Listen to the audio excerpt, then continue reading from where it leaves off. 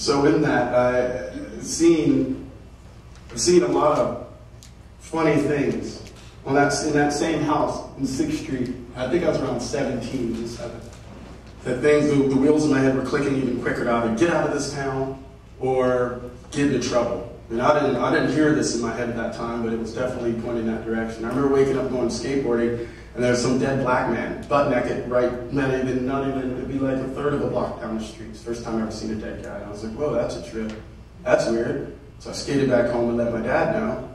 And we called the ambulance. The ambulance took like 2, maybe 3 hours to get there. The police got there, and they never covered the man up or anything. So my father comes rushing out. Not rushing out, he was already out there, but he comes rushing out with a blanket, you know what I mean? And then just out of respect for the dad, he covers the dead. And while I'm taking my dad to jail for, disturbing a crime scene. So I'm like, hold on a second here. Nothing is clicking. What part of this message that I'm gaining at such a young age isn't correct about this? How are you going to do this? This guy's got a clergy collar on. And he's covering a dead man. You're going to take him to jail? What sense does this make? It's not even a white, black, Puerto Rican issue. The reality is sometimes us humans overstep our boundaries in what is to happen, in what should happen, what shouldn't happen, and what is predetermined. But it's neither here nor there. I wound up getting pretty heavily after this notion. I wound up, it couldn't have been weeks after that. I got into my crew, we used to roll and drink and steal all the girls and steal all the kegs and win all the skateboard contests. That's what we're famous for. I got 3 brands on my body. We called ourselves Whitefish. We knew that we all believed in God, but we were like, I guess, like we would say, like Robin Hoods of God or Robin Hoods of Jesus. Like we were out there. We would steal from the white shore and bring it back to the east shore. But to my demise, I wind up, I put a man in a coma at the age of 17 and a half by beating him up with a radio. Like a lot. Like not a little bit, but a lot. Like I was out of my mind, just drunk and disorderly, and just, I don't think it had anything to do with alcohol. I think when you add, what I'm learning is when I add alcohol to my system, it fuels, not negativity, it fuels the dreams that I think can't be accomplished. But I have to remember that it takes work to fulfill these dreams, and you can't sit by and idle and cry about the dreams that you can't reach. The time you take in crying or drinking about these dreams and things that you want to do that you can't reach is the time you could be working on your dreams. Yeah, that's right. But in that, like I said, I beat a man up pretty bad.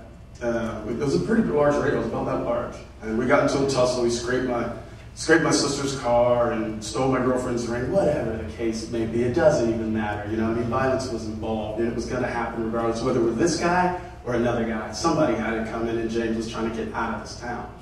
But long and short of that is,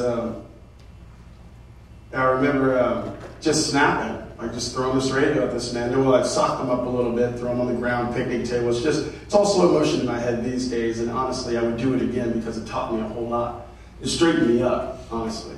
But I wound up pulverizing this man. Well, I would take this radio. This man was laying there. And I'd take this radio and run, smash to his head, pick up the radio, all the way back from here. Repeatedly, until gray stuff started coming out of his ears and his face was split halfway open. It's hard for me to even look at things like that I just said and believe that I did this, but I did this. I did that. Because I wanted some sort of change, but that's not the way to change. It's not. I learned that quickly. But in that, I did what I did. I served a little bit of time, but they didn't have too much room for me at such a young age for a crime like that, me not having any priors or anything like that, so they sent me upstate. They sent me up to Pittsburgh, which is away from central Pennsylvania, it's northwestern PA, then to like to southern states, just for a little while. It wasn't even 6 months. But I remember just being in prayer, and just being in prayer, man, because I knew that what I'd done wasn't correct, and I knew why I'd done it, but I couldn't figure out how to get out of the situation. My father even asked me, do you want me to bail you out? And I'm like, no, because you taught me better. You taught me better, and whatever is to come is to come.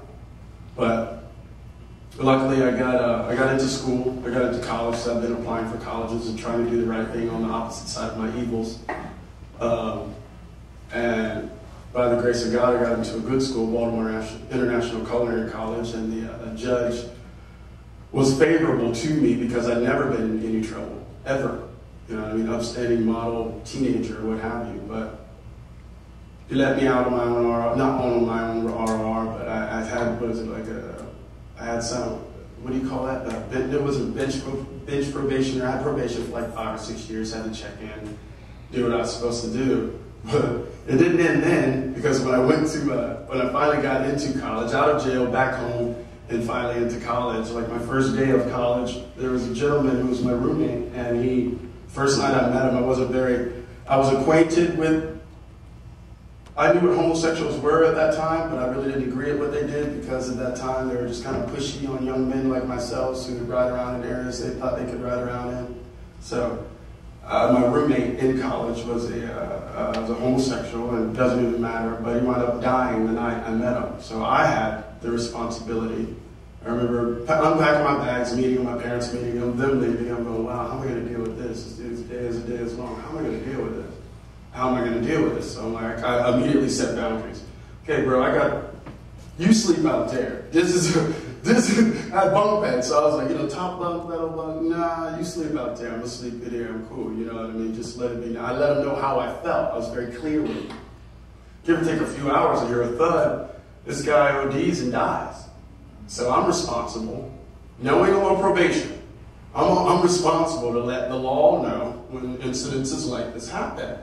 So I go to school, and I guess I'm in shock because I just remember not saying anything to anybody, going through orientation, remembering there's a dead body, purple, in my dorm room. Like, what do I do? But the fear factor was unruly, because I'm like, I'm going back to jail. They think I'm going to do it. They think I did this. They're going to think it. I know it. That's the truth. I didn't do it, but they thought I did it. I didn't know where else to go, so I went to the headmaster and the president of college, and I was like, look, I got some issues, man. There's a dead guy in my room, and I don't know what to do. You know what I mean? So the cops came in, and they fingerprinted me, cuffed me, did all this stuff. I'm like, wow, man, this is a trip. Here I go again. But they let me off. You know what I mean? They wanted to give me straight A's, and I was like, no, I'm cool. My parents double mortgaged the house. I'm going to do this thing. But after that, I did excellent throughout culinary college. At that time, after those 2 incidences back to back, and with my family fueling me to do better, like obviously I snapped out of my trying to get crazy. I was very clear. I got 4.0 in all 2 degrees and the 3rd degree. Like I was just in it. I love to learn, and I love education, so I went for it. I did very, very well there. But in that, I realized that culinary college can take a whole lot out of you. I thought that, you go to culinary school and you become a chef, and that's what you do. That's not the case. So I had to work to get there and won a handful of awards, like medals and things like that. But in doing that, I wound up forgetting a little bit about myself. I started working too hard, working more than I was playing, and I felt like crack cocaine and heroin could be an easy muse or an easy out for me. And I didn't realize how deep I was until a friend of mine who still uses a substance, God bless his heart, hopefully he gets out of that soon, but he kind of saved me. He's like, hey, let's go out to Portland. And I'm 185 pounds now, but I was like maybe 130 pounds. I was emaciated, and I was working 90 to 100 hours a week, making lots of money, but I have a lot to show for it. I invested well, you know what I mean? My children's education, my nephew's education, nieces and nephews' education, and things like that. But I was just a mess. So I moved out here and kind of got healed by a skateboard park, is what I say, because that's what I've always wanted to do. I decided I was like, I was going to drop everything. I'm going to drop everything, I'm just going to skate, and I'm going to be pro, and that's what it is. But instead, we wound up living underneath the bridge and gaining awareness to other local skateboarders or local young people like ourselves that whatever you want in life, you got to choose to take it. And if you use all the means necessary, if you go up the ladders, if you go what's the word for it? If you go through the rungs or I can't remember the term I'm looking for, but